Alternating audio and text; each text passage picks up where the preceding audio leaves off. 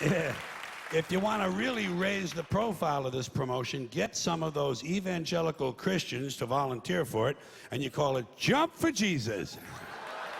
Jump for Jesus. They would bite. They would go for it. Hey, you got to be fair. Got to be fair about these Christians. They come in for a lot of abuse these days. So you do have to be fair. All a Christian really wants out of life is to die and go see Jesus. Give him a helping hand. Do the Christian thing.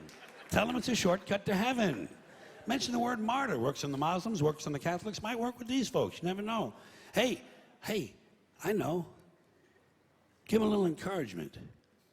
Go on, you fanatical fuck. He's down there. He's down there. He's down there. He's at the bottom of the canyon. Look for the man with the glowing head. Oh, you could have a lot of fun with a channel like that. But you know something, folks? Maybe you don't want to be on cable. Maybe you don't want to be on cable. It is a limited audience. You might want to widen out and get more people looking in. You're going to have to go to the broadcast networks, one of the big broadcast networks. And I don't know about you, but when I think about suicide and broadcast network television, I'm thinking Fox, huh? I'm telling you, Fox. If the people at Fox ain't sitting around having meetings on an idea like this, they ain't doing their goddamn jobs over there. So you put this thing on television and put it on Fox, and if you do, get Budweiser to sponsor it. Budweiser sponsor. Well, you know, Budweiser and a whole bunch of car companies, so people can be thinking about drinking and driving at the same time. Isn't that fun? Isn't it fun to watch the sporting events on American television? Drink this, drive that. Fuck you. They don't care. They don't give a shit about you. And then every now and then they qualify the whole message. Drink responsibly.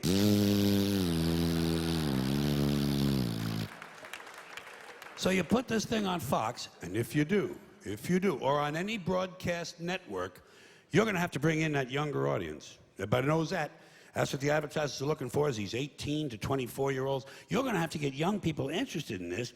You know how you get young people interested in suicide? You don't call it suicide. You call it extreme living. They would go for it. Listen, young people are attracted to suicide in the first place.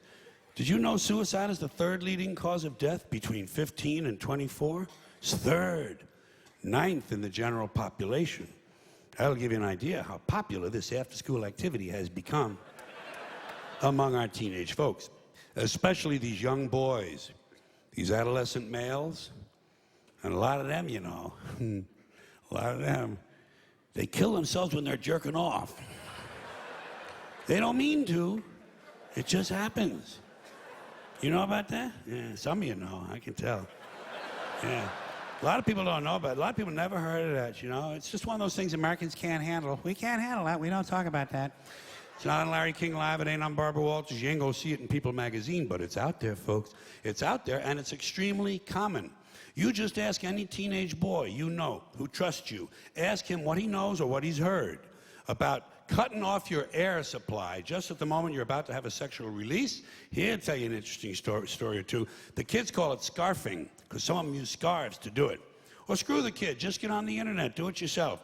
Google in the words autoerotic asphyxia. Autoerotic asphyxia. It's the practice of cutting off the oxygen to the brain at the last moment during masturbation in order to heighten the orgasm.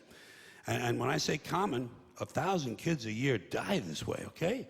1,000 of them die, so think how many of them are trying to pull this off, if you pardon the little pun that I throw in there, just to lighten the mood. But here's the way it works. Apparently, I never tried it. It sounded risky to me. Well, jerking off is all I need. You know what I mean, folks? I ain't trying to double my money. Fuck that shit. Yeah, I just jerk off, wipe off my chest, get up and go to work, you know? That's it.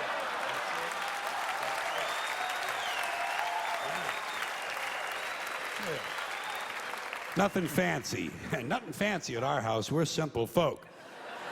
But here's the way it's supposed to work, and this is why it's such a big attraction in the first place. Apparently, it is true, medically, physiologically speaking, that if you can cut off your air supply, the oxygen to your brain, just at the moment you're about to have an orgasm, the orgasm is about, I don't know, let's say 500 times better, something like that. It's incredibly intense. So, what you got to do is stand up on a chair or a bucket or some kind of thing. You put a rope around your neck and you start jerking off.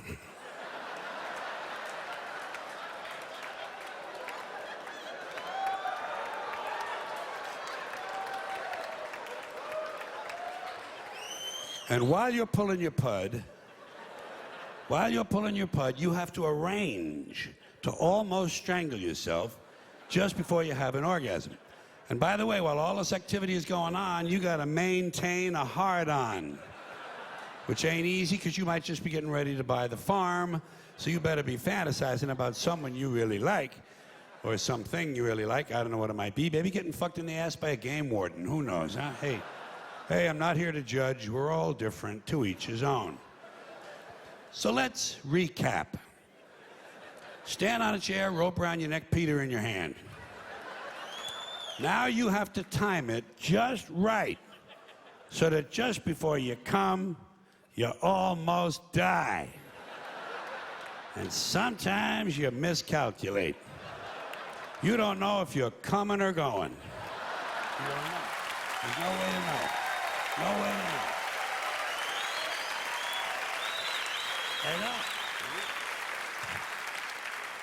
And the parents of these kids are too embarrassed to tell the police, so they put the kid's dick away and say he had poor grades. His girlfriend left him. Oh, well, no wonder, lady. Look at his fucking hobbies.